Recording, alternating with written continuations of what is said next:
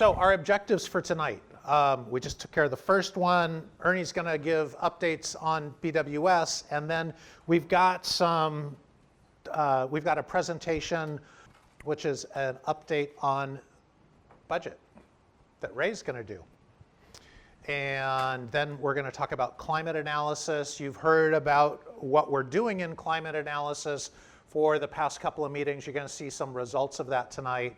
Then we're going to be talking about future demand projections, water demand projections, and then hopefully we'll have time to talk about our assessment, how we're going about assessing different groundwater sources, accept the notes from last meeting, and then take a look at the upcoming meeting dates. Sound good? All right. Opportunity for public comment on the agenda. Seeing none. BWS updates. Ernie. Welcome everybody, and welcome new members to our Stakeholder Advisory Group. I'm Ernie Lau, the Manager and Chief Engineer of the Honolulu Board of Water Supply. And actually right next to me, hiding her face, is Joyce Lin. She's a young engineer working with the manager's office on Red Hill issues. So we're preparing the next generation for a issue that will go on for, as the Navy just recently put it at a legislative hearing before a House committee on Red Hill, decades-long, multiple decades-long effort. But I just want to report, I think one of the biggest things that happened since we last met was the fact that we filed a lawsuit in federal district court on July 1st under what they call the Federal Tort Claims Act. Under the FTCA, you initially submit a administrative claim, and that's a claim for damages. And we did that in October of 2023. We didn't file a lawsuit then, we just submitted the administrative claim. Sorry, this timeline actually starts back to November. So this is kind of related to the November 2021 incident where 93,000 people at Joint Base Pearl Harbor Hickam were exposed to jet fuel in their drinking water, in their homes and businesses.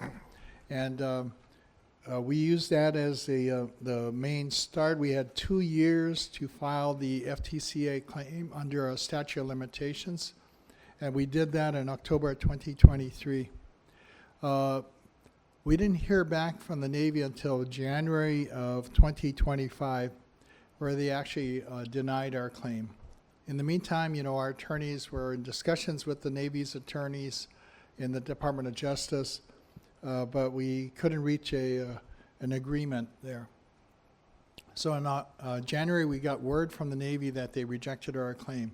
That starts a 6-month clock to file the lawsuit.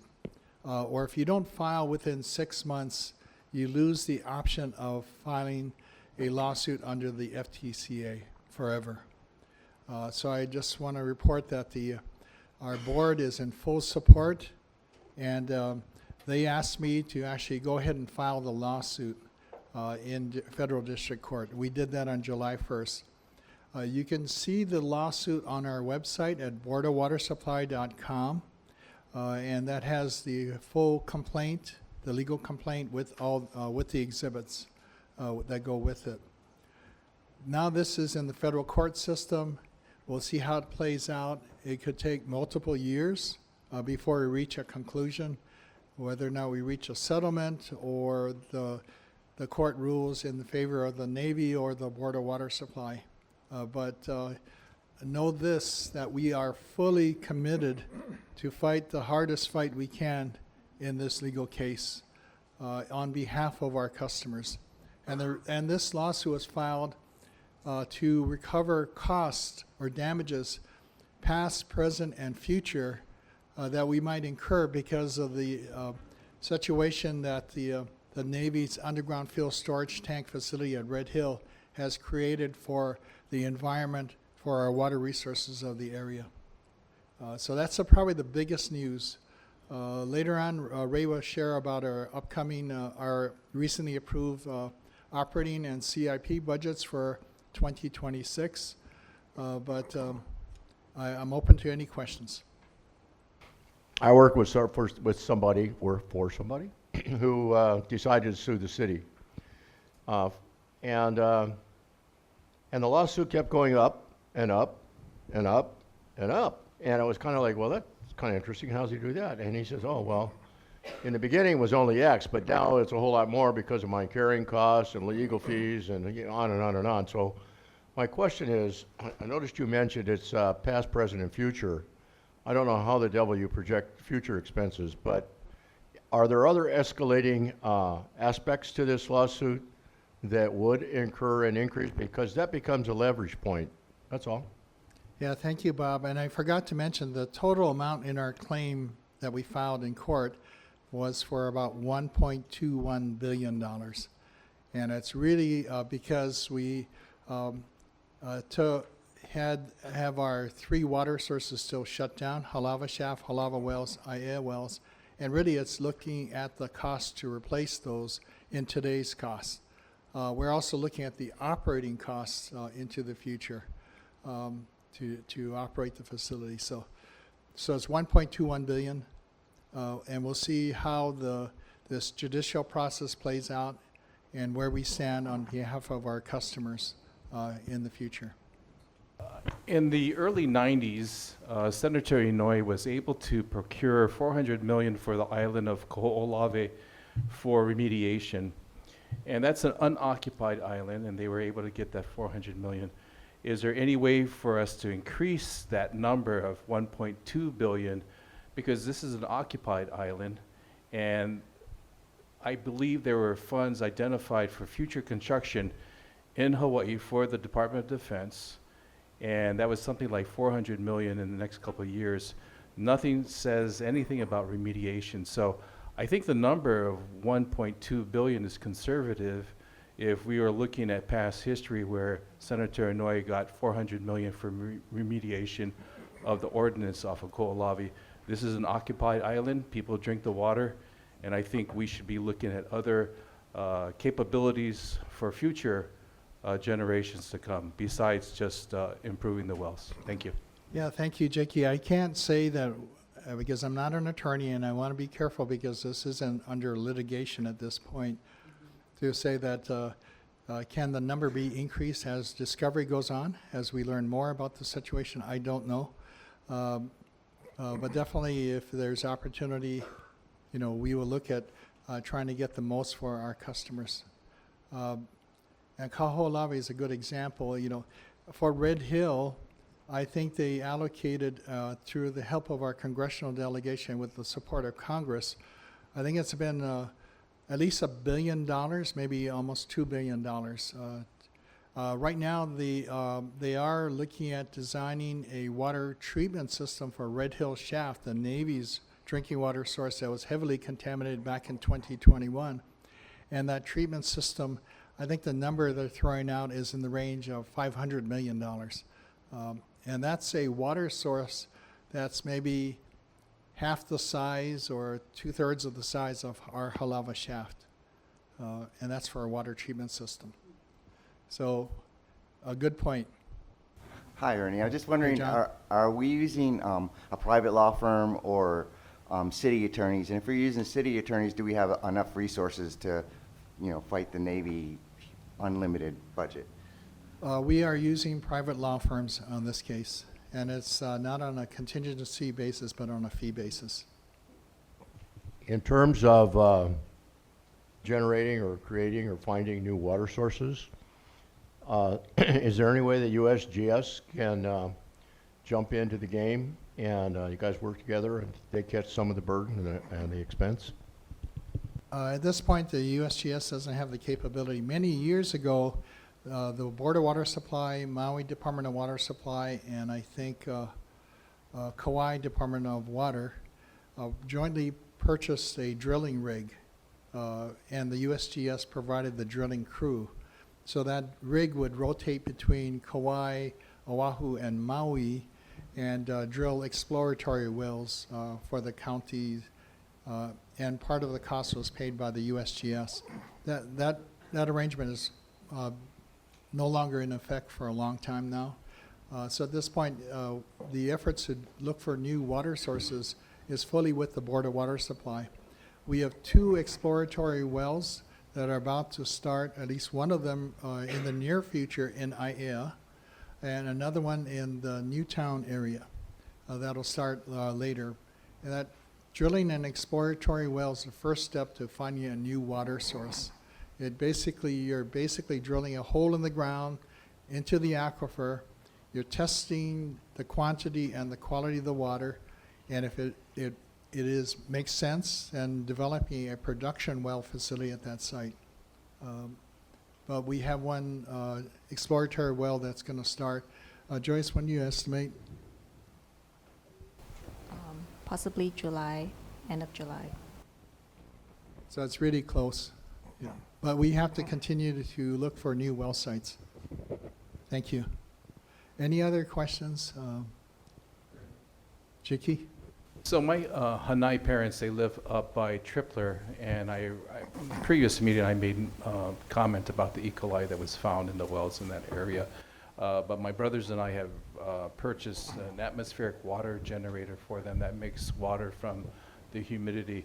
Are there investigations to perhaps build a water farm that would utilize the great humidity that we have in the island in order to create that as a possible resource for our residents on island? At this time, no. The answer to that question, to try to harvest humidity or water from the air, we don't have a plan to do that. We do have an ongoing project to develop a seawater desalination plant that would take water from the ocean and make it into drinking water.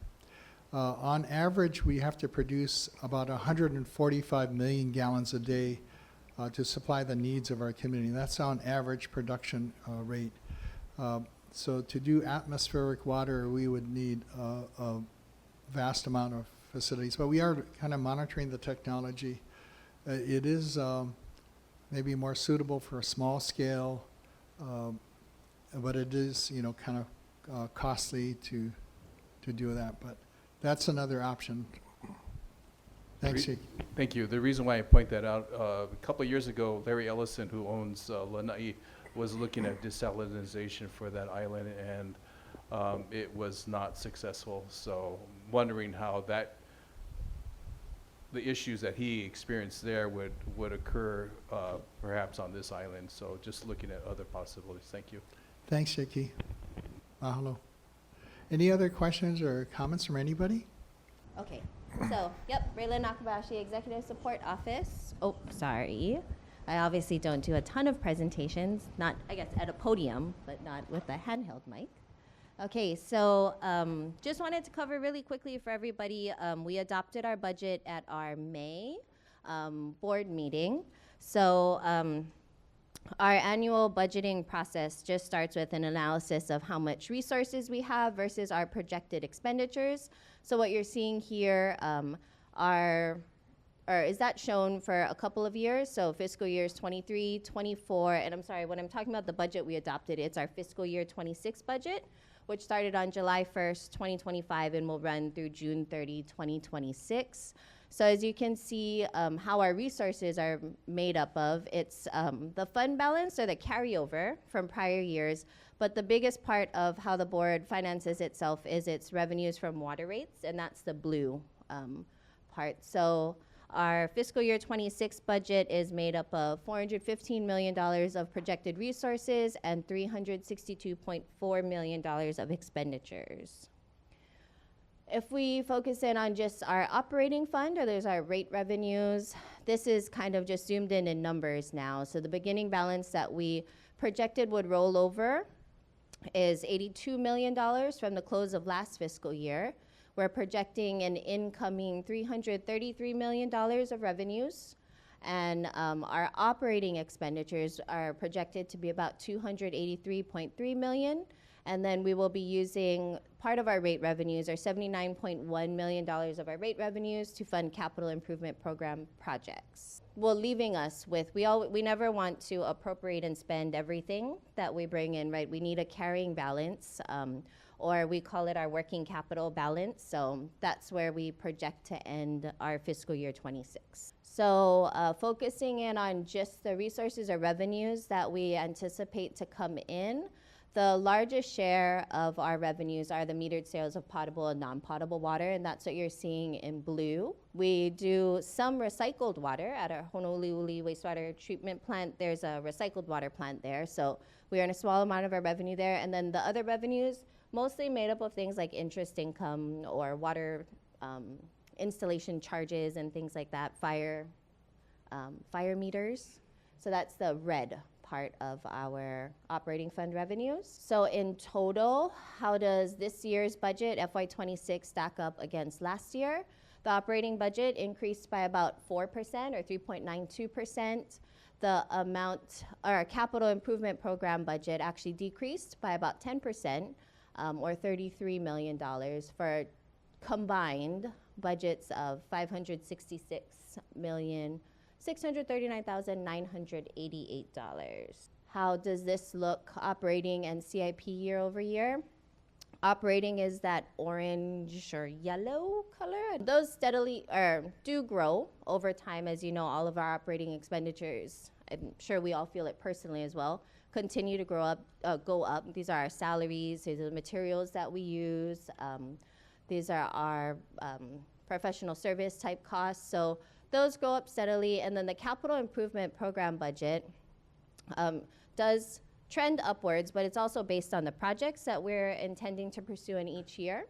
So that's also growing. If we just focus on the operating fund for, well, I guess this includes the capital, but if you want to see how that stacks up year over year and how we divvy up what money we have across the different types of expenditures, this slide is showing you here our cost for personnel at the very bottom, and that's a green chartreuse color. And that's projected to be 62 million in FY26. The largest cost that we have to operate the Board of Water Supply, at least from the operating fund, is the cost of materials, supplies, and services. Fiscal year 26 is projecting that to go up to 98 million. There's a very small amount of equipment purchased each year. These are fleet vehicles, hop tows, everything that we need to do the work that we do. And then fixed charges is that purple one. We're projecting $75.4 million in fixed charges. That goes up. That is where you also see costs for things like electricity. That's one of the biggest costs within fixed charges for what we do every day to deliver the 145 million gallons of water that Ernie talked about. That's one of the largest fixed charges. And there's also the cost of financing our CIP. So the last two, the cost of debt service, what the board does to try to smooth, I guess, the debt service curve to be able to invest in the system continually is to finance about half of its capital improvement program and then cash fund or use rate revenues to pay for the other half of its capital improvement program. So what that looks like on a year-to-year basis is, of course, you'll see an increase in the cost of debt service as we sell new bonds to finance new projects. But we also do contribute and we pay cash or our operating fund directly into making these capital investments as well. So just a little bit about our capital improvement program. It is the balance between safe and dependable water service and then the cost and rate affordability. So we balance that each year. The capital improvement program budget is broken up into three distinct project categories, what we call research and development. The other part is renewal and replacement. And then the final part of our CIP budget is capacity expansion, or making the system bigger, able to support more people and more customers. How this is broken up in dollars or how we finance it. I mentioned we put some of our rate revenues or cash directly into the capital improvement program budget. So there's $79 million of just rate revenues or cash funding various types of projects in research and development, renewal and replacement, and a small amount in capacity expansion. The board also, if I could just focus on the yellow part, the board also looks for state revolving fund loans. We also look for extramural funds, which are essentially grants. So we look to finance our projects with grants as well. And The other federal loan program that we're looking at in this upcoming fiscal year is the Water Infrastructure Finance and Innovation Act, or WIFIA program, and that will also help us to finance our CIP. The other sources of funds that we have to continue to invest in our system is a special expendable fund, which is actually our water system's facility charges. Anytime someone needs to connect to our system for the first time, they will pay a water system facilities charge, and then those are held separately and the special expendable fund, and they're only to be used to expand the system for future customers. And then the improvement fund for us is the selling of revenue bonds so that we can finance these projects. So in total, varied sources of funds for that $566 million that we will pursue in the next year, spend in the next year. Our fiscal year 26 budgets, I guess the highlights of them, remain focused on our core vision to implement or to meet the safe part of our mission. We're implementing compliance with all drinking water regulations, so we're doing a lot of work, Mark and Dominic know, on complying with PFAS, doing all of the testing, looking for treatment for anywhere that has PFAS detections, to ensure dependable water for our customers. We started in fiscal year 25, continues into fiscal year 26, and you folks are a big part of that. But our water master plan is about 10 years old, so we've kicked off the next update. That provides us kind of the 30-year outline of what we need to do to take care of the system to ensure that it remains dependable.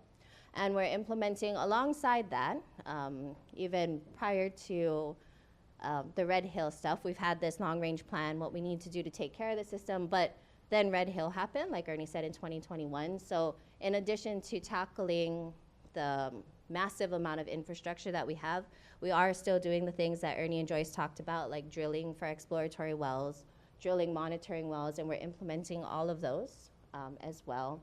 And then how we can keep our service affordable for current and future generations is we work really hard to be fiscally prudent when we set these budgets, when we do our master planning, so that we can maintain our AAA bond rating. We're trying to maximize where we can, federal and state funding. If we can get lower rates through the SRF loan program or the WIFIA program on issuing debt service, we will do that rather than sell revenue bonds. And if there are grants, even better. We're going after a lot of grants. So available for any questions. In your fixed costs section of your budget, the operating fund, that was, I think, the largest section, the highest. Almost. Almost. Yep. One of the high ones, though. Yep. Is it possible to safely install solar at BWS pump stations and reservoirs? Safely, because I know there's vandalism a lot, but. Yeah, we actually do, thanks to Mark in the back there, Mark was the project manager, I guess, for our energy savings performance contract, and there is solar at many of our facilities now. The solar does not generate enough power to run the pumps, though. We're probably one of HECO's largest customers with the amount of power that we draw and that we need. But we have solar at 28 sites that is helping to offset that cost. So, And we generate about 3 megawatts of renewable energy right now. we're using about, offhand, $30 to $40 million of electricity each year. That's what's in that fixed charge number. So the two columns on the right for debt service at 42.5 and 2. I'm just kind of curious what your average percentage debt service is, one. And when I compare those two columns again on the CIP brown color, I see that it goes up a lot, but that the debt service doesn't. So maybe there's a shift in your policy to start paying cash for stuff. Anyway, just food for thought. Oh, Yeah. had one more just for the heck of it. Do you budget any AI stuff into this? Yes, I wish Hen was here. I mean, there's AI in a lot of different aspects of what we're working on, and we're exploring that in a lot of areas as technology progresses.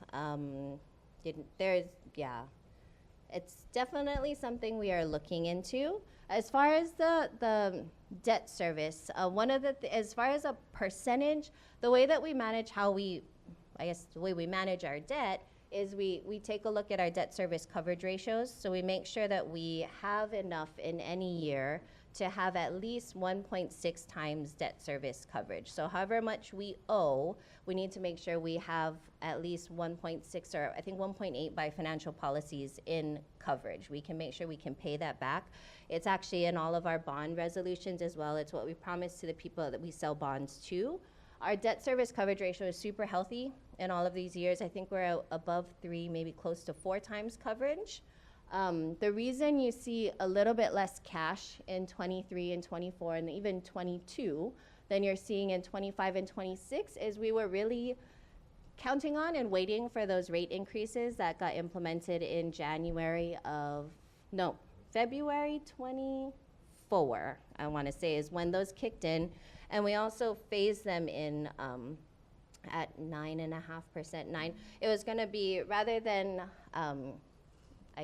raise the rates exponentially, we did it slowly over 5 years, but that was to rebuild the cash because we actually, in what I would call, our lean COVID years, we were at rate increases of anywhere between 1 to 2% and 4% in all of those years. But what was happening in those 2019, 20, 21, 22 years was that our expenditures were way outstripping how much our rates were increasing. So what that caused us to do was we didn't have the kind of cash balance to do a 50-50 financing of our capital improvement program. So we had to issue more debt.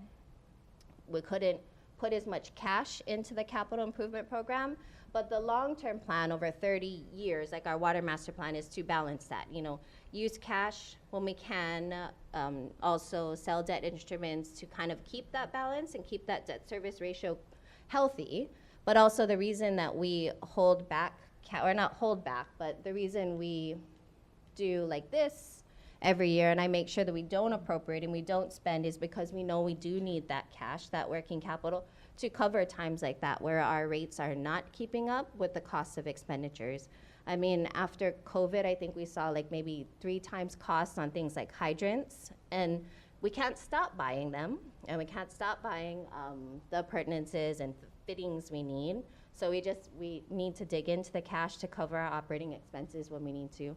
Well, the other costs that really spiked, and I don't think it was a COVID result, but it was more the closure of PAR, was the cost of electricity in those same years. Extremely outpaced how quickly our revenue side. So that is why you're seeing a little bit less cash in the years when we just didn't have it. We were digging into our cash to cover our growing operating expenses, and then after the rates have been implemented, we are collecting more revenue. Now we can go back to try to finance more with cash. And it's a balance. When it's expensive to issue debt, like it's getting more expensive now with the interest rates, we will look, if we have cash, to put that cash to work rather than just accrue it in the bank.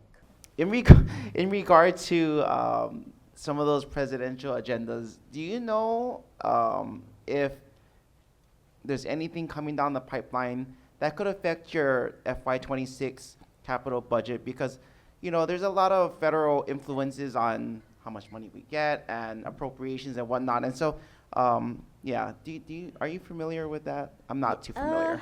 I'm definitely watching close on, there are 2 federal programs. The state revolving fund starts with appropriations at the federal level at the EPA, and they pass those down to the states so that they can loan out money. But these are also revolving loan programs. So they're loan programs, at least for FY26, and the state has published their intended use plan for 26. Everything that we want to take out in a loan from them is covered. They've got the appropriations. Their loan balance is able to loan us what we need. That number may go down in the future, But the difference between an SRF loan and us selling bonds in the open market is maybe 1 or 2 interest points. So it's not huge. We do, when the money is available, go after it and go after it hard, because even 1 to 2 points of interest saving is savings for our customers. The other program that we're watching closely is the Water Infrastructure Finance Innovation Act, the WIFIA program. That's an EPA, again, loan program. This one, at least from what we hear, is pretty safe because the loan programs are not, I guess, on this current president's agenda to cut. They don't have a, it's not grants, it's not free money, it needs to be repaid. So, Sorry, maybe just a little bit of a correction there. The SRF, or the State Revolving Fund, which is clean water, that's not drinking water projects like wastewater projects, stormwater, and then the Safe Drinking Water Program, which is the drinking water program. The indications are that looks like in the EPA's budget, because this comes through the US EPA, that they're going to reduce the program drastically for the states. And this affects, blue states, red states. There are water systems, small water systems all over the country. I think over 10,000 different systems. And they rely upon these low-interest loans that are cheaper than going to sell bonds. And not every utility, especially the small utilities, has the ability to actually go to market and sell revenue bonds. So they depend more heavily on the SRF program. Unfortunately, it looks like there may be a direction that the federal government is trying to reduce the amount of assistance to the states. And then at that point, we're going to we'll just adjust our sources of funding, cash, rate revenue, revenue bonds, even looking at projects that do we need to build it now, or can we wait until the environment for financing improves? So we'll make all those decisions later, but it seems like on the state revolving fund in the future, that program is going to shrink on the federal level. Piggyback on that, because the latest I saw was that the WIFIA funds look like they're being reduced at the federal level already, based on the committee that met this morning. So I was going to ask you how you're going to balance all of that. The other thing that's coming out is EPA is changing how they're doing their grants and loans, because they've just restructured the EPA. So instead of it coming out of the water branch in EPA, they're throwing it all together under a finance branch. So all of the various grants and loans that was scattered throughout the EPA structure is now all going to be pulled into one house. And to be honest with you, I think that for the first year or two, that's going to be a disaster, because they're still trying to figure out what they're doing. So I'm just worried that we're not going to be able to access some of the SRF funds. Usually the state already has laid out for 3 years at a time, so we're okay with that. But the WIFIA funds I'm really concerned about, because it looks like they're reducing the amount and throwing it into a complete new management structure. Yeah, thank you for that. It looks like, and we talked to the EPA on not a month, it used to be monthly basis, I think it's now quarterly basis, to working on the WIFIA loan, which is around 99 million, I think, our WIFIA loan. They indicated that they've obligated to us older money that they still have, and it may be that the WIFIA program might have some of the older money still there that could be in play yet for a few years. But I think what Cynthia, you're pointing out is major changes in how the federal government provides assistance to the states. The other part of this too is the staffing at the US EPA and other federal agencies. We were in a hearing conducted by the Navy for the House Special Committee on Red Hill, and on one of the environmental programs, the person there indicated they're down to about 50% of staffing. So that may start to have an effect.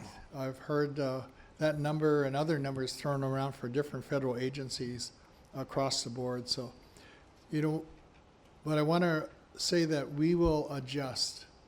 The ability for the Board of Water Supply, we're going to adapt ourselves to fit within whatever is available and look at the best programs or best mixture of funding for our customers. And that's why in that one slide, in this slide, you can see the variety of federal funds or federal and state and BWS funds being used to help support our customers. I heard recently at a conference in Pittsburgh where Kathleen and I went to the One Water Summit that when they looked at the historical assistance through the SRF program for clean water, it was only about 5 or 6% of what utilities needed. And so utilities were using other means like revenue bonds, other means of financing, cash funding of capital projects or infrastructure projects. So we will have to adjust for this season, and hopefully in the future things will get back more toward the normal where the states are getting more federal assistance instead of the federal government keeping the money for themselves and telling the states to be more self-sufficient. Hi. So going to revenue, I saw that that there's pretty constant $6 million for R1 water. So I'm Eva, and I know the Honouliuli plant is making R1 water, and I sense that most of the water goes to the 2 golf courses that feed 3 parks, and then there's a 4th park with R1 water. And so is that $6 million all from city, revenue from the county, or is there other customers? There are other customers, and irrigation for the city of Kapolei, that is all on that purple pipe recycled water. The amount of customers is about steady. I mean, we'll lose some, and then there'll be a new commercial tenant that moves in. So that's why we did increase the cost of recycled water when we increased our rates, but I guess the plant and then where all of that purple pipe goes hasn't really expanded. So that's why that line of revenue is pretty steady. So the county does pay for that water? The county does for And the then- golf courses, and then all of the city of Kapolei pays to use it for irrigation. The commercial customers that use it as well all pay. Is it all, there's a big expansion going on there, and I don't know exactly what's going on, but is that part of it? More infrastructure for R1? Yeah, the requirement by the ordinance, if R1 is available nearby, they must hook up and use that water for irrigation purposes. Chicky. This past legislative session, they passed Senate Bill 1396, and that was identified to implement a new green tax on tourists to fund climate action and mitigate the effects of tourism. So my question is, any of those funding being allocated to support the residents here in Hawaii as far as utilizing it to offset some of the costs that are being experienced? I think that's a really good question because I've heard a number of them. Maybe it might generate $100 million. The city has something similar that generates about $20 million. So how that's used is to be seen on environmental programs in support of housing or however the governor chooses to use that money. Yeah. But we can hope that maybe some of that will help offset some of the reductions in federal support. And I have one follow-on to what Mahealani had asked earlier. And there's, Skywind does a turbine, a wind turbine, and I was just wondering if that's being explored as another source of energy to supplement the PV panels that are being utilized at the wells. Jiki, at this time we're not exploring like wind energy. I know we did a energy savings performance contracting through efficiency improvements and generation of renewables to try to reduce our overall energy needs by about 8 or 9%. But I know technology changes, and in the future we'll always keep our eyes open to new opportunities. Like even on the wind turbines, I saw something that could be more suitable for urban areas where you don't have this big propeller wind turbine that's huge like in Kahuku or on the North Shore, but it's smaller, more vertically oriented wind turbines that might be suitable in a more urbanized environment. But yeah, so that's a good idea. I know that at some point we're going to have to go back and revisit energy, renewable energy and efficiency. I would like to next welcome up Brian O'Connor. And Brian, you haven't heard from Brian before. You've heard from Sebastian, who's kind of a co-author of this section. But Brian's going to talk about the results of the climate analyses that Sebastian was telling you a couple meetings ago that we're going to be doing, and a couple other cool things in between. I'm here to talk about climate analysis results and how we're going to implement these results into the condition assessment process. We'll talk about our approach for climate analysis. We'll talk about our hurricane exposure analysis, our flood exposure analysis, our wildfire exposure analysis. So the three main hazards that we're looking at as they're influenced by climate change effects. Then we're going to go into the process of asset selection, how we worked with BWS to develop a list that's representative of the most vulnerable assets, but also the most critical to meet their day-to-day operations. And we'll go through a quick summary and next steps. Our purpose of this is to identify BWS sites that have increased risk due to climate change. So we're going to look at this subset of assets to see which ones have vulnerabilities to high winds from hurricanes, from flood effects, from wildfire effects. This might be just, some sites may be vulnerable to one of them, some sites may be vulnerable to all of these natural hazards. And from that assessment, we're going to do inspections that will lead us to help develop preliminary climate resilient designs that would address these identified vulnerabilities. Where do we start? BWS has over 500 major assets located across the island, and we need to filter them. How do we do that? How do we find the most at risk, the most vulnerable assets? We start with our three major assets that we're looking at. We're looking at the hurricane vulnerability, we're looking at the flood vulnerability, we're looking at wildfire vulnerability, and we're going to start with current conditions, so the risk to these assets that we understand at this moment. From there, we incorporate the climate effects, and then once we understand what assets are vulnerable with the climate effects, we'll go into asset prioritization and then our risk management. So what's our understanding of current conditions? So for hurricane effects, we have that based upon the current wind hazard maps for the island of Oahu. For our flood risk, those are based on the FEMA flood maps. For the wildfire risk, that's based upon the wildfire model that was developed. So once we have an understanding of our present day risk, we're going to start layering on the impacts of climate change. So with hurricanes, we're talking about our future surface seawater temperature. As water temperatures increase, you could get stronger hurricanes leading to higher winds, which means increased vulnerability to your assets. With flooding, we have extreme rainfall events from rainbursts. We have sea level rise for coastal vulnerabilities. For wildfires, as the inverse of increased precipitation, those rainburst events, we're seeing more drought cycle, less precipitation, which increases that wildfire risk. And then we start getting into our asset prioritization. So from there, we'll develop our list of top priority sites that are the most critical to investigate. And then from there, we'll develop a detailed mitigation assessment that will then get built into resiliency measures for the 30-year CIP program. So let's talk about your future hurricane exposure and how we approached it for this task. We started off based upon the current terrain adjusted wind speed map. Those wind speed maps were developed in around 2010. And when we started to investigate them compared to the ages of the assets we're looking at, and then just design methods and how wind design was performed then to now, we realized there's some significant vulnerabilities, right? Then when we layer on climate change, we're looking at models showing anywhere from 2 to 2.5 degrees Celsius increase in that surface water temperature.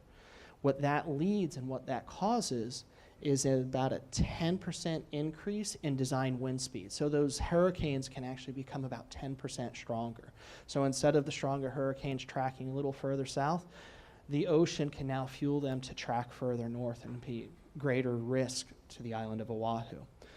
So when we start looking at terrain-adjusted winds now being the design standard for Oahu, and that wasn't the case for the majority of the past 50 years, and we're increasing those design wind speeds by about 10% in the future, we really came to the conclusion that almost every asset of BWS asset is vulnerable to the effects of hurricanes. Future flood risk. The first we're going to talk about are the coastal flood effects.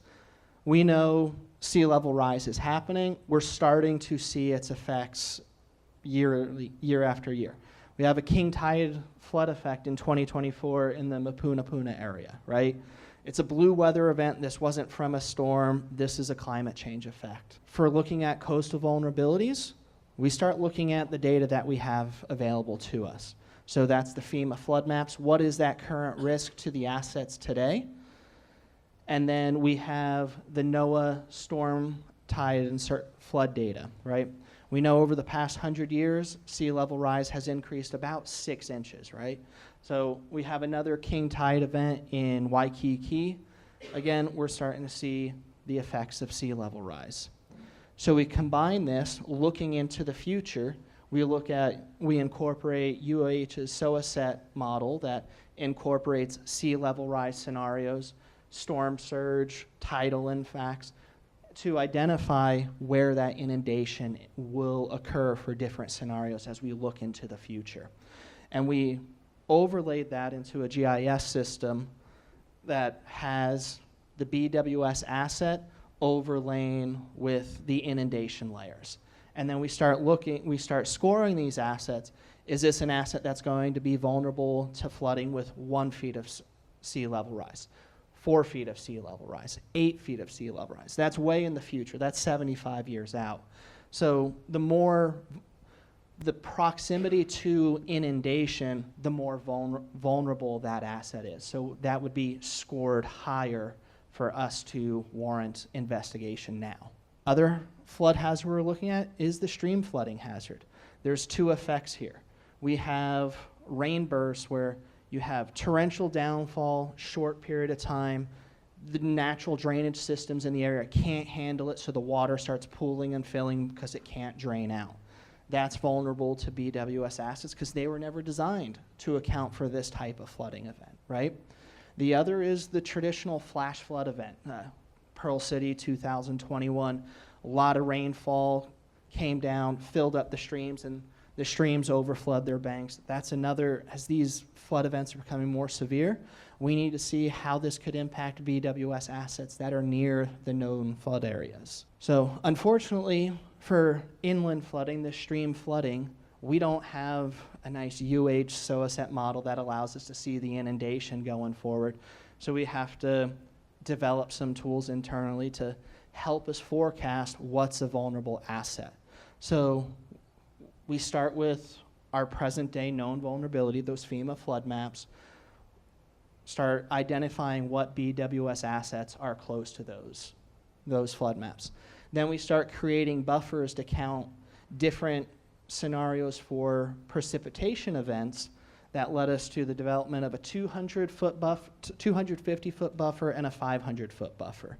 We created 2 buffers because Oahu's got some real steep terrain, right? So a 250-foot buffer is more idealized for these steep, hilly areas where the 500-foot buffer is going to help us identify where things flatten out to see if we could get some inundation flooding just from these rain burst events. Then once we find the assets that are in proximity horizontally, we start looking at them vertically. Again, your elevation changes rapidly here, so you can have a site that's in proximity to a floodplain, but you have a 50-foot elevation difference between the FEMA flood map and that asset's elevation. So We look horizontally first, and then that tells us what to investigate, and then we start eliminating based upon that vertical datum issue. And then we start doing our scoring based upon the buffer that the asset is located in. So to get to our final risk scoring, we look at the present day risk and criticality of that asset. And if it's a stream flood scenario, we're looking at change of precipitation and increased rainfall. We're adding in that climate change effect. Or if it's coastal flood risk, we're looking at the sea level rise, the tidal, the storm surge, inundation. And from there, we get our risk scores. This is what we identified as the more vulnerable site, BWS assets, in terms of flooding.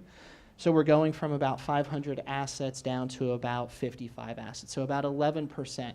And high level, that's pretty good, and it starts to make sense when you look at a potable water distribution system. You're building your facilities at higher elevation to use gravity to help move water throughout the distribution system. Your wells are going to be further away from the coast because you don't want to be pulling in salt water into that.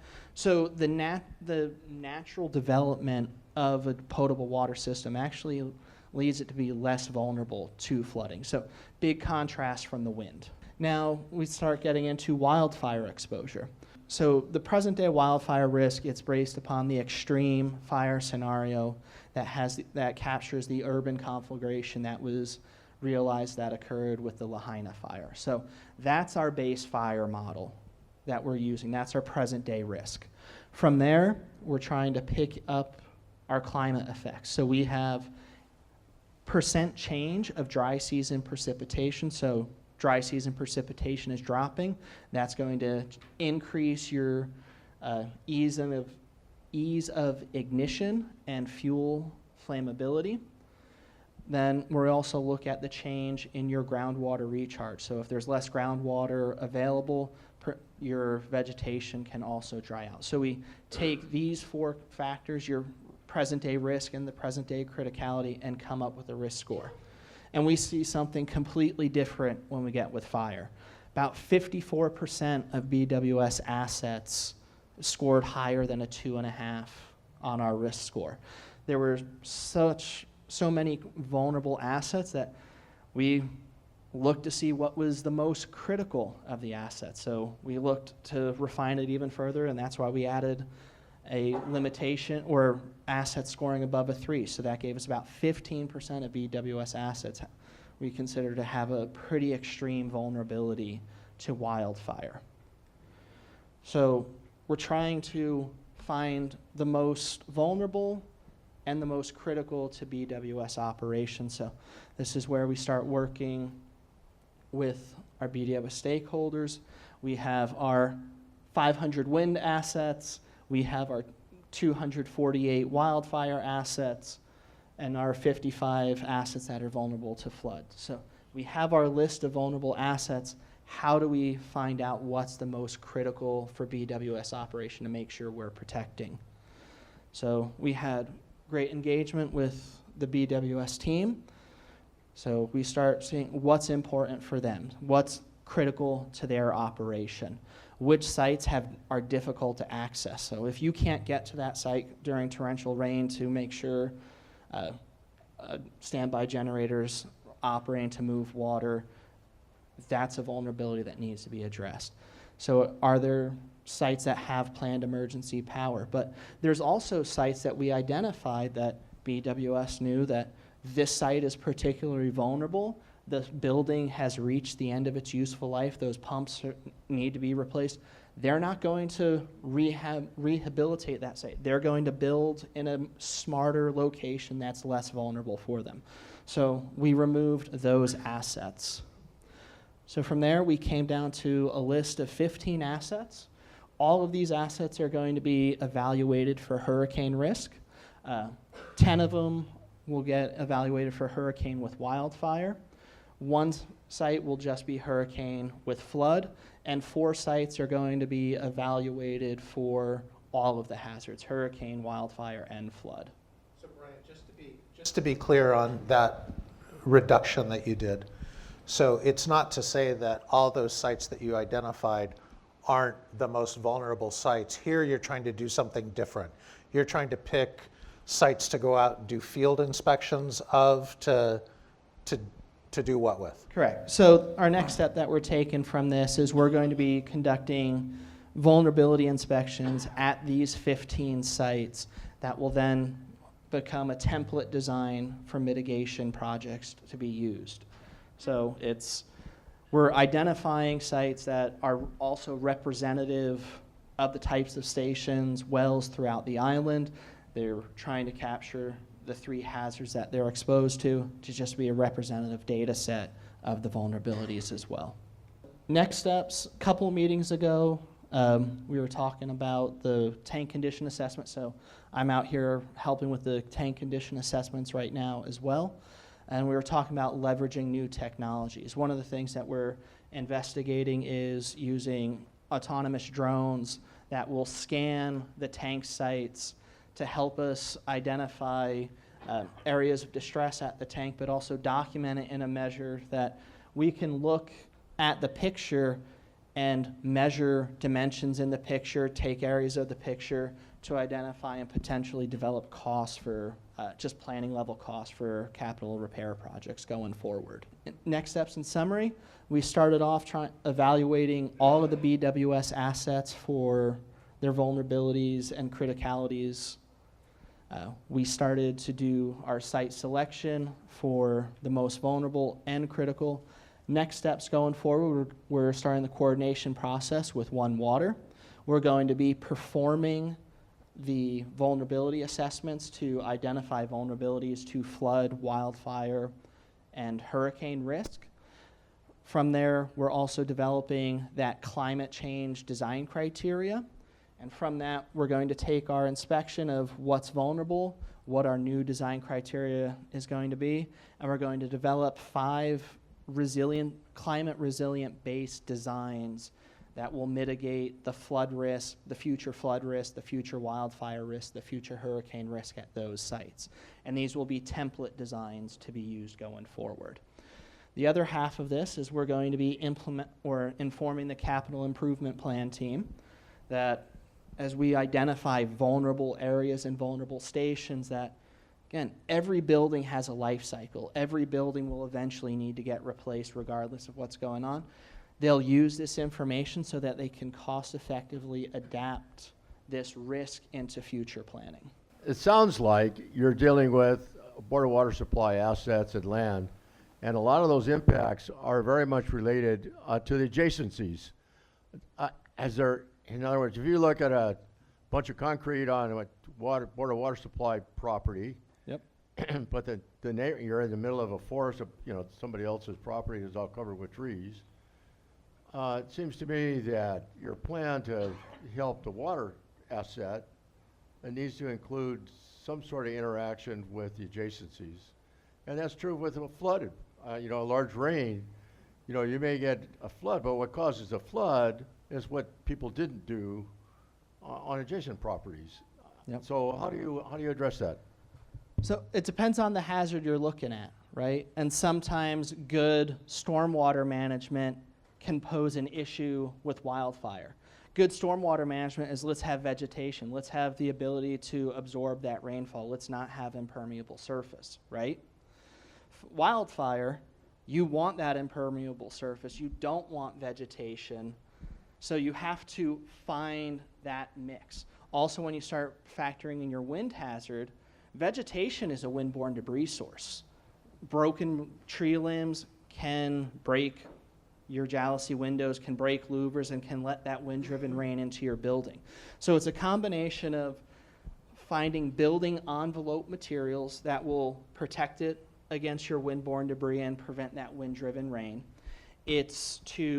From the wildfire standpoint, it's to provide that defensible space where you're thinning out the vegetation as it's getting closer to the structure so that the fire slows down, it loses its energy. But you're also looking at your building envelope materials, making sure your combustion resistant materials, making sure that your gutters are of metal so that they don't ignite and bring flames higher up. You're making sure you have window screens that are corrosion resistant, which is a challenge, and can also stop embers from traveling into the building. And then flood, elevation is your friend. So you're really hoping you have good drainage away from your site. And if your flood risk is so great, you're looking at potentially flood-proofing your building. So each hazard, each site is going to pose its own challenge. And a lot of it, like this is all hypothetical right now. Like we'll see what in a couple of weeks we start doing this effort and we'll see what we get to at each site. Wanted to hear a little bit more about the word adjacencies. Adjacencies, that's part of the challenge with just dealing with your individual parcel and your site. There will have to be, especially with the wildfire risk, there is going to have to be a community outreach part of this about vegetation management for wildfire risk and that risk reduction step. So wildfire risk, you can do a little bit at the site that you can control, but it is something that you have to extend in the community to help reduce that risk wholesale. I'm hoping it's not a vulnerability, but I don't see it in your project. So there are miles of pipelines along the coastline, the distribution lines that will be sitting in seawater. Is that an issue for the Board of Water Supply? It's not on your list, so. No, it is an issue, but we were focused on just the surface, yeah. In this exercise, they're just looking at vertical assets. There's other efforts where we're looking at the horizontal assets, the pipelines. Thank you. Historically, from Iniki and Eva, what types of damages were the wells suffering from those particular instances? I know a little bit about Iniki. I was alive for that, but unfortunately did not study that event. Apologies there. Well sites, we're really looking at vulnerable. So there's certain, at each well site, there's going to be components that are going to be vulnerable to windborne debris. So some of the motor components are fine, but it's those connection points that we're going to be looking at those well sites to be, okay, what of these facilities should be protected inside an enclosure or a building versus what is okay to be outside? I had a question about the flood risk. I know you're using the FEMA maps as your base, and I think I'm concerned understanding the paucity of FEMA data and maps and what it actually looks like, especially here in Hawaii. And so is that even a realistic base, or is there something you can do to try to get better readings on that? We had to have a process to go from the 500 assets down to a tangible number of assets that's at risk, because there are plenty of assets that no matter what scenario, they'll never be exposed to a flood, right? The FEMA map is from our side, we know the limitations of the FEMA data. It's based on Splash 2014. So we're already talking about rainfall data that's 11 years old. The maps on the island, they're about 2014, so they were drawn without that data. There's preliminary maps that are getting published. We use those maps to grab the Splash 14, but that's why we drew these buffers that we're looking at each watershed, and some of the watersheds we're looking at have rainfall change percentages going forward of 75%. So yes, we're using that flawed data with the full understanding we know it's flawed. And then we're adding the climate change effects onto it to see where that water can go. And then with these individual climate changes, we're going to be doing a watershed analysis to see what that new flood elevation could be with climate change effects. So that's a good question, and that detail was missing in the presentation. We did not only look at the FEMA maps. It's not rainfall which causes flooding, right? It's the runoff. So as part of the project, we developed a tool which translates runoff into rainfall into runoff. It's just a simple rainfall runoff model. And we added that as one part of the risk calculation in addition to those FEMA maps and those buffers as well. So that way we could calculate, depending on land use and land cover, which affects runoff, that way we could calculate the change in runoff, and in areas where we would be seeing more runoff, those would be getting a higher score as well. So that was not mentioned on the slides, but we did look at that as well. One of the things, you know, looking at your maps, I come from a dry side of the island, but I noticed there were a number of points in there that we ended up with just a couple of points that ended up on your last map. But there were others in there that concerns me. Is there a way that, especially for those of us who are representing the different council districts, can get information on our various council districts so that we can identify in our own minds where the vulnerabilities are? And I know you've narrowed it down to those that you're targeting right off the top. Yep. And I pretty much know which ones you're targeting in our area, but I think in trying to understand all of them, it would be helpful for us, because especially when you're doing the new water management plan, this all needs to fold into it. I mean, because we're all affected by this. The other thing I'm going to say, and I know every time I say something like this, somebody in the city comes crawling down my throat, is I will tell you that a lot of this information isn't real. The city and county wants to do this stormwater quality tax that they want to give everybody because we've got so much impermeable surface in our yards and what have you. I have told them the property that I live on, my family has been on since 1951. We have never, ever, ever had flood waters on our property. And yet they insist that I'm in a flood zone. They insist. And I tell them, I live on karst. I can get maybe 2 to 3 inches of water on my property.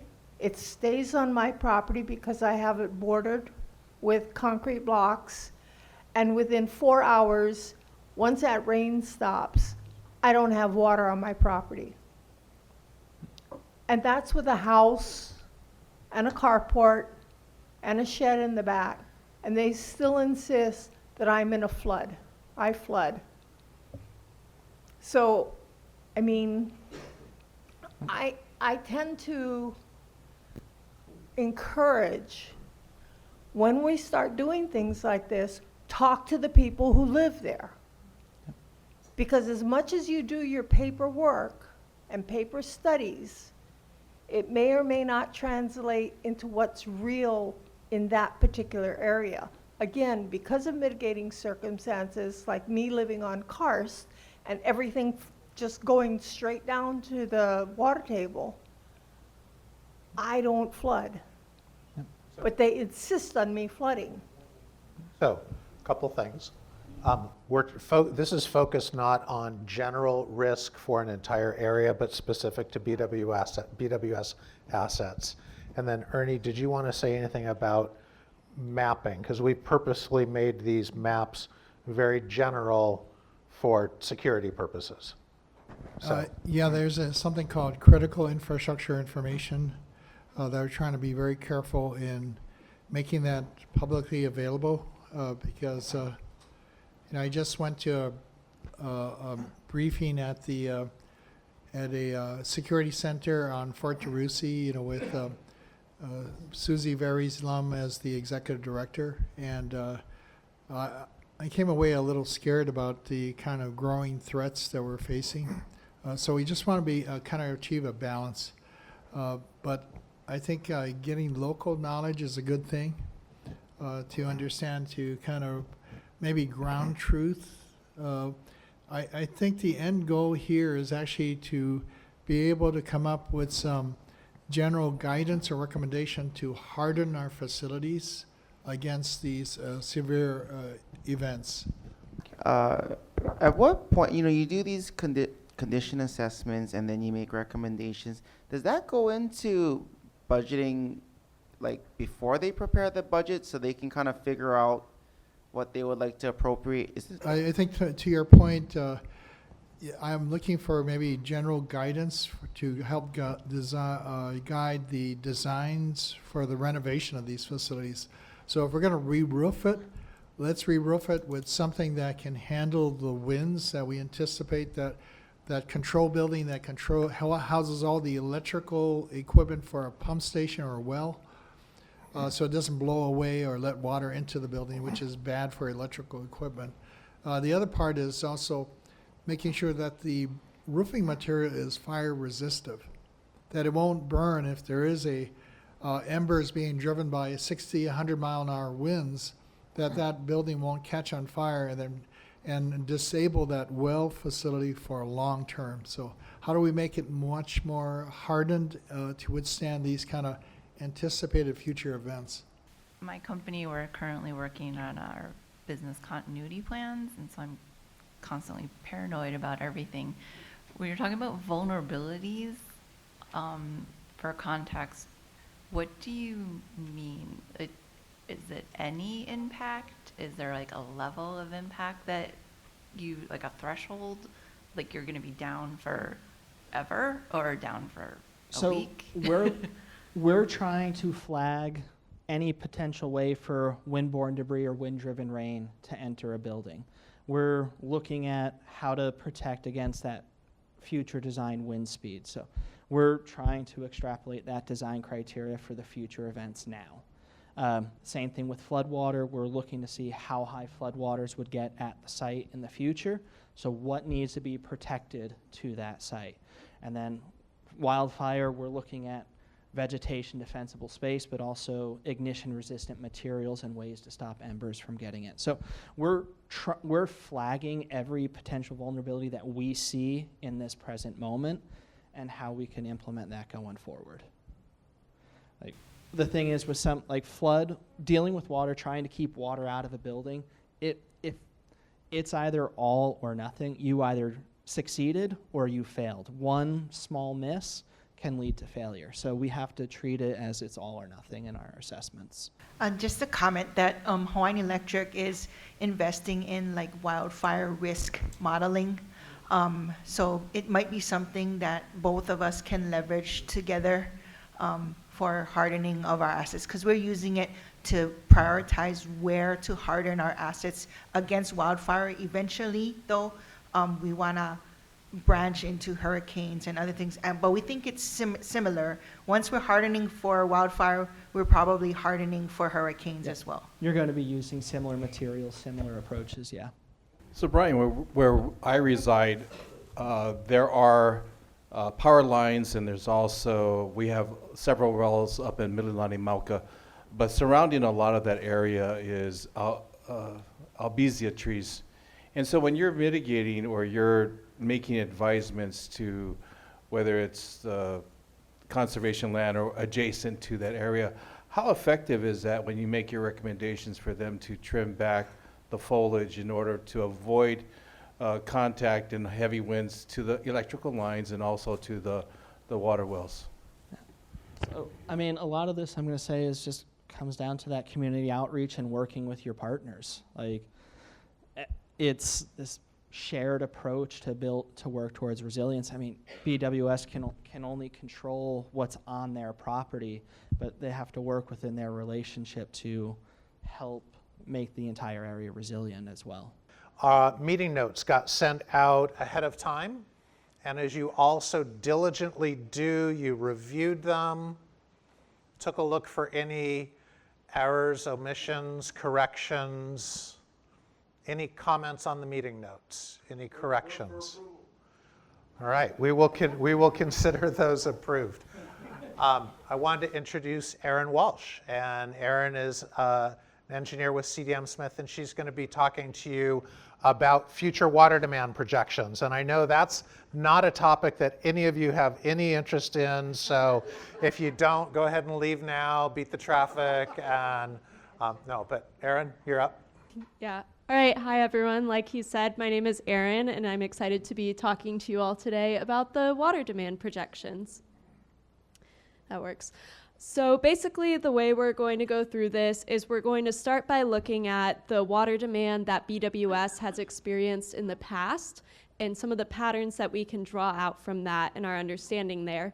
We're then going to look at the statistical model that we use to look at demand per person historically, and then using that to go into the future.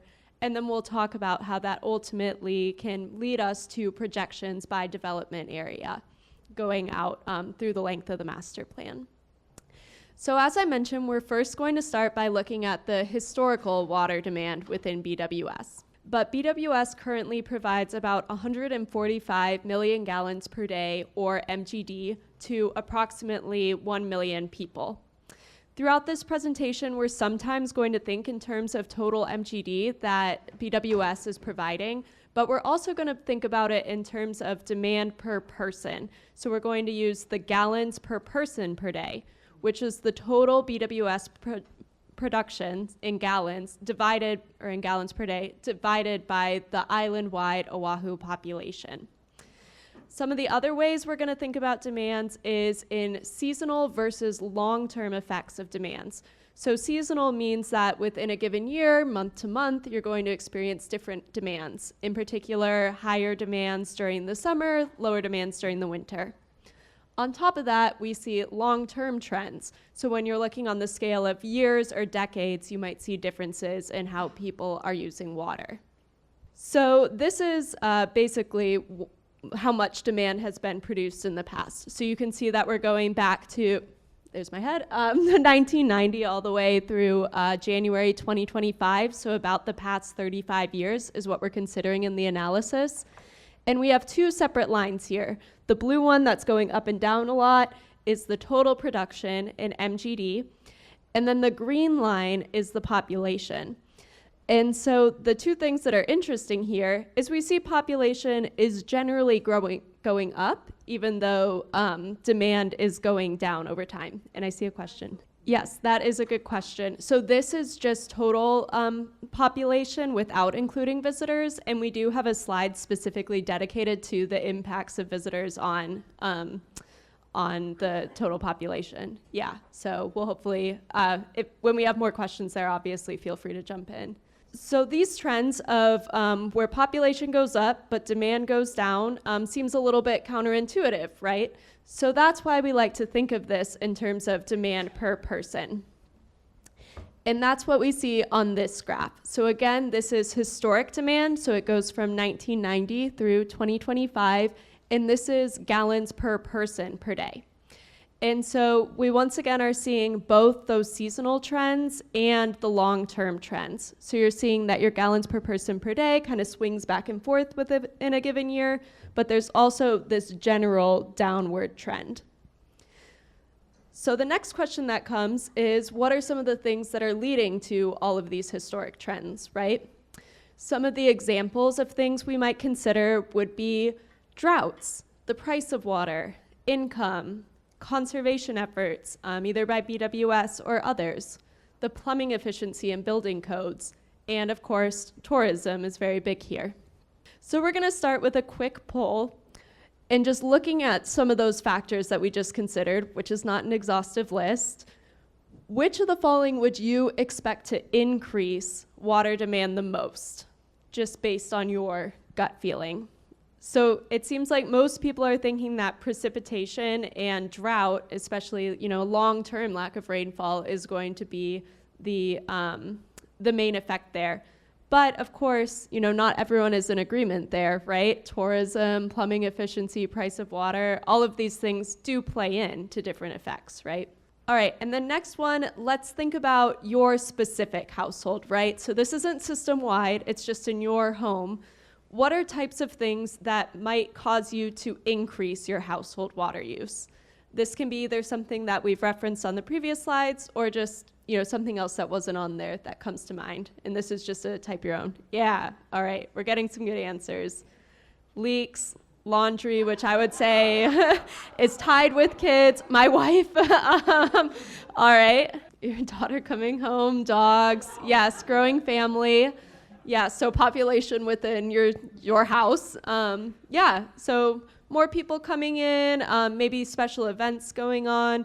And yeah, it looks like a lot of people have referenced leaks or gas. So these are all good, right? But yes, leaks, that's definitely a big one, right? And then plumbing code kind of with that, how much your faucets are using, and different people coming in. All right, and then the reverse. What kinds of things might decrease your household water use, might cause you and your family to use less water? Yeah, rainy season, so I don't water my yard. That's a really good one. It ties back to our previous conversation. Yep, fake grass, leaving for short periods of time, maybe long. BWS commercials, so responsible. Yeah. Yeah, some good conservation efforts happening in here, either replacing items, pulling out rain barrels, different catchments, things like that. I am seeing a couple references to cost of water. That's obviously something that's of interest to this group, right, is the pricing there. All right, and looks like we're about leveling out there, but yes, kind of the reverse of visitors, right, instead people leaving, and then different conservation efforts within the house are pretty common themes. So we'll return to these, but it's good for us to keep in mind that a lot of this we are familiar with, right? Before we get into what we saw when we looked at the statistics of this, we want to go back to this idea of seasonal versus long-term trends within water demands. So this is how, or a way to think about seasonal trends. So what we have here is we have every month graphed out, and then each of these colorful lines is a different year. And so you can see that in general, you see a peak in demands kind of in the summer in this June through July section, and then a decrease in demand kind of over the winter, especially December, January, February. So you see that pretty much every year has approximately the same pattern. And interestingly enough, this includes 2020 and 2021, so our COVID years, which are the orange and purple kind of near the top. So we're actually seeing that this pattern still matches those years when there's such a sharp change in visitor arrivals. If anything, it's a little bit higher. On the opposite, while we still see that same seasonal trend increasing and decreasing throughout the year, we also see long-term trends when we look, again, from 1990 through essentially present day. And so this is the same data before of historical gallons per person per day. And this green line is just the trend line if you're just looking at it linearly. So we see that it's dropping over time. But beyond this, you'll also see that from 1990 to about 2004, it's relatively flat, right? But then we see that it might be going down a little, but we see that it suddenly drops pretty significantly. And so it's not dropping at the same rate across the whole time. We can also then use this graph to start thinking about some events that have happened within the BWS system.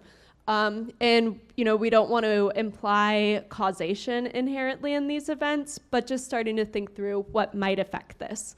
So for example, back in 1990, BWS begins significant conservation efforts. And then again, a more aggressive media campaign begins in 2004. We also see a sharper change in the sewer and water rates starting in 2005 through 2016. And so all of these things, we see that they maybe line up, but we don't know if that's the actual cause because obviously so many of these factors that you all have referenced are often changing at the same time. So once we've established what has happened historically, we're left with a few key questions. How do we better understand how demand has changed over time? How do we understand the drivers for all of this variability? How can we estimate future demands, especially as the climate changes? And how does this inform future policies and planning? And that's where we get to our demand model, which we'll be looking at the methodology for. So for this model, we used something called an econometric demand model. This is basically a statistical analysis that is taking into account both socioeconomic factors and weather and climate impacts to demands. And it recognizes that water demand is based on a combination of different variables at the same time. And that basically water demand isn't random, right? People aren't just using a wildly different amount of water each day for no reason, but it's also not set in stone. It does change over time. And so the way this model works is it examines a combination of different variables to see which ones statistically best fit the historic demands and how much each of those factors impact the historic demands, so that we can imply that that same pattern continues going into the future. So our overall process, we have done a lot of compilation of the input data, and we've done a preliminary calibration of this model. Our next step is going to be forecasting future demands. So that's why we're having this meeting, seeing if there's any changes we need to incorporate before we continue. Our model looked at over 50 combinations of the variables that you see on the screen. So we're not going to go through each one of these, but again, it's a combination of weather data and socioeconomic factors. And when we ran our model, we found that there were ultimately 7 statistically significant variables. So we have maximum monthly temperature, monthly precipitation and the previous month's precipitation, per capita income, price of water, BWS conservation, that was related to the media campaign, and plumbing efficiency. And I guess just to reiterate, all of this is island-wide. So by looking at these factors, we were able to pretty well capture the historic demands, right? So the blue line is that demand per person per day that we previously saw, and the orange line is what our modeling efforts calculated. So you see that we're both capturing that seasonality, the peaks within the year, and the long-term trends of it decreasing, especially in the mid-aughts. For those of you who are a little bit more statistics nerds, our R-squared was 0.918, and that's a measure of fit. So when your R-squared is 1, that means that you are perfectly matching the data. So over 0.9 is really statistically significant. So knowing yes or no, does this factor impact it, is good, but we also want to know how much it impacts it, right? So that's where these coefficients come in. And this list of coefficients tells us how much water demand changes if the variable is increased by 1%. So some of them are positive and some are negative. So just to look at a couple examples, our most statistically significant one was the monthly average daily maximum temperature. And we found that when the temperature increases by 1%, the demand increases by 1.09%. So that's what the coefficient means. And so this means that if your average daily maximum temperature is 80 degrees Fahrenheit, these are just made up numbers, and someone's using 150 gallons per day, a 1 degree increase means that they would increase their water use by about 1.6 gallons per day out of 150. So it's not that high, but at the same time, if that's island-wide, that comes out to 1.6 MGD, assuming that everything else stays the same. So that's kind of the way we're thinking about these coefficients. And then the opposite, as I said, some of them are negative. So that means when the variable increases, the water demand drops. So in this case, if the average price of water increases by 1%, then the demand decreases by 0.29%. If the water bill for a single family using about 13,000 gallons is $110 for the month, and if their bill increases by $10 for a month, so about 10%, then theoretically their usage would drop about 380 gallons per month out of 13,000. But of course, each family situation is different, so that's just kind of an example of how this math works out. I think one of the interesting things too is while we talk about pricing and conservation so much, we actually see that plumbing efficiency has a bigger impact on the demand than those two factors do. But overall, temperature remains the most significant one. Do visitor arrivals impact water demand? Because intuitively it feels like it would, right? But when we graph, the blue is that same demand in total production versus visitors in green, you see that while visitors have increased the amount of visitors, the demand has still generally dropped. And in particular, during the COVID years, when we're not seeing any visitors, of course, the water demand remains approximately the same and even has the same summer peak as the years before and after. So while surprising, we're finding that the amount of visitors doesn't actually have a statistically significant difference, at least island-wide. back when COVID hit, we were asked to look at our water usage by Senator Wakai just for Waikiki. So I just basically focused in on the hotels. And people forget, people actually live in Waikiki. So the demand in water actually didn't drop significantly. And also the hotels still had to keep running. Matt, you know this, because otherwise you get something called Legionnaire's disease if you don't keep the water running through the system. And landscaping still needed. You still needed to water your landscaping.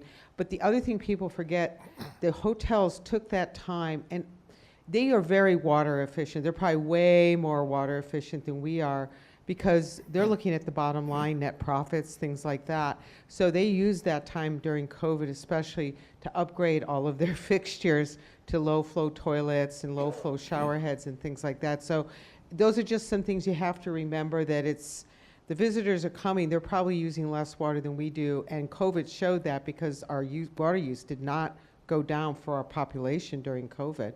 You had a, one of your categories was, dealt with marketing, water supplies, conservation, binary. Is that an advertising program that says you use less water? Basically a marketing message? Yeah, that was a pretty significant, I was, not around for that specific part, but that was, oh, you want to Was that the 2004? It was, yeah. Okay, I actually was a part of that effort. Great. Yeah, perfect, thank you. Back in 2004, I was at an ad agency and Board of Water Supply became our client.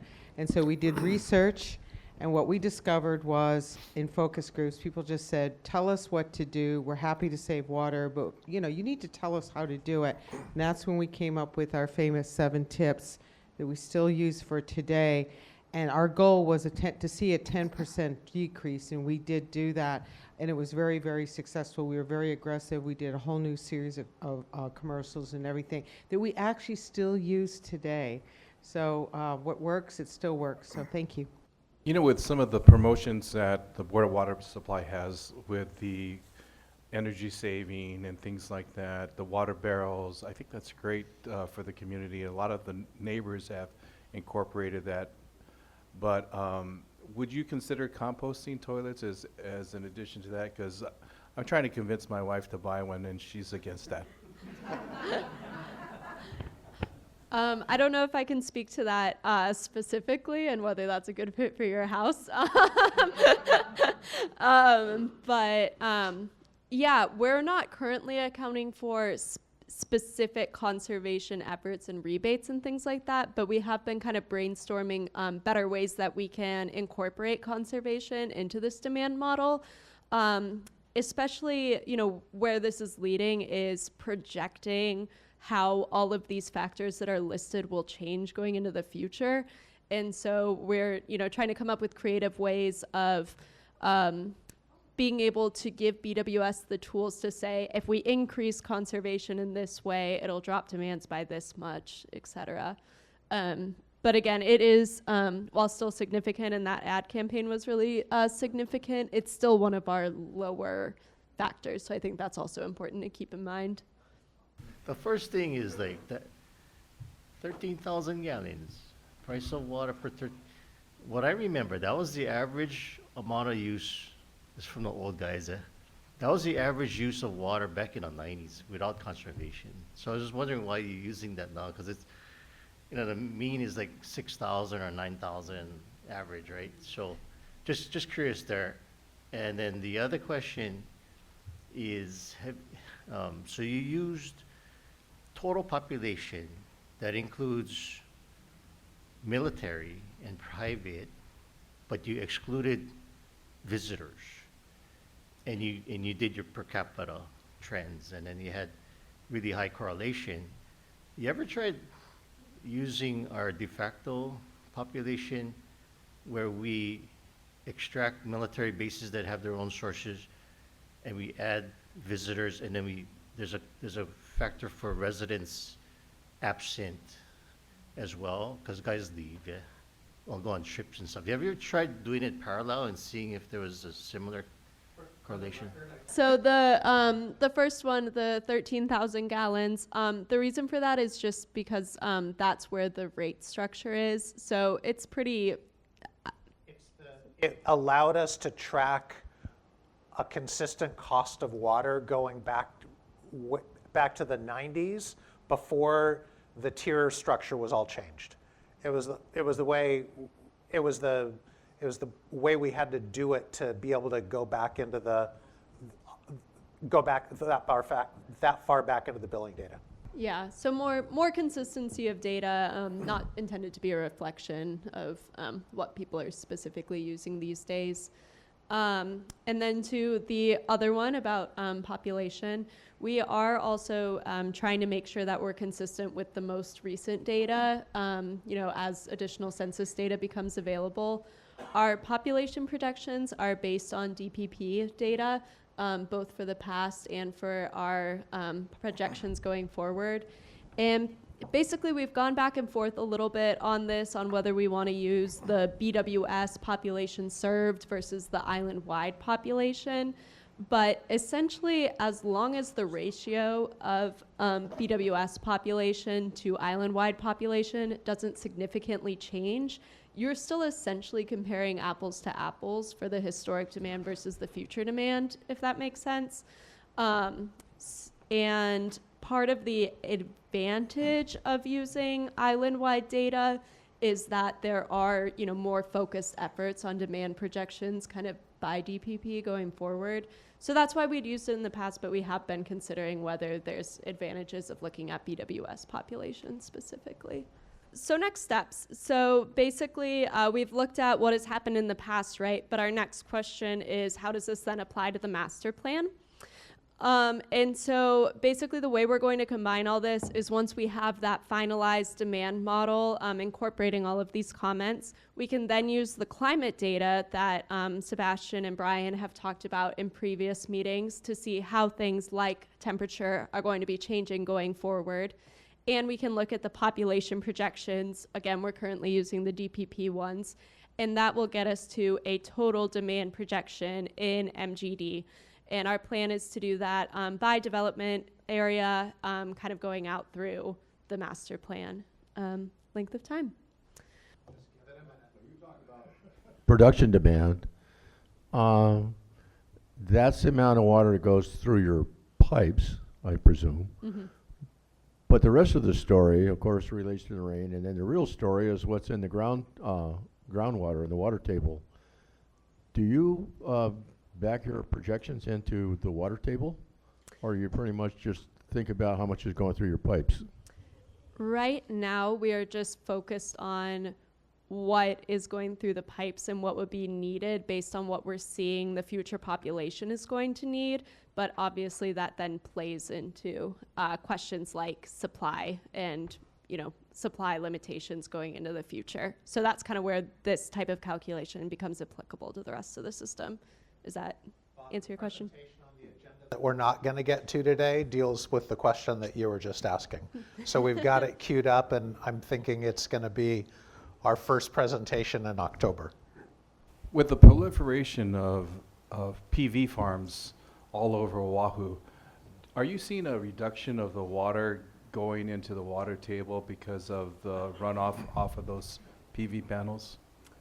Once again, I wasn't specifically looking at that. I was more looking at user demand, but I guess, are there any other teammates who have studied that? Or that might be a future question we can answer. When it falls off the PV panel, it drips onto the ground and it still recharges. Okay. If it comes in high volumes and runs off, then it's not going to recharge, yeah? So it's not like it's being paved over with like a big parking lot, right? There's still dirt underneath, yeah?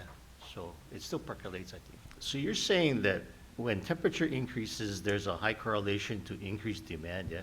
So does that mean that when it gets hotter, people use more water outdoors? Is it more irrigation based, or is it like cooling towers use more water, or people will take more showers because they're all hot and sweaty, or what? How does that drive the conservation or understanding of how people use water when temperatures go up? Yeah, we didn't do specific analyses for that within this system or within this analysis, but in general, irrigation is usually the biggest driver of that. Yeah, just kind of based on more general, what we see in systems. Okay, our next meeting, note the date change. It's on your agendas. It's October 23rd. It's the same as I said last meeting, but it changed from what we originally published. So October 23rd, looking forward to seeing you, and we'll be talking about groundwater. All right, thank you so much. Hope you got good information, and drive safely.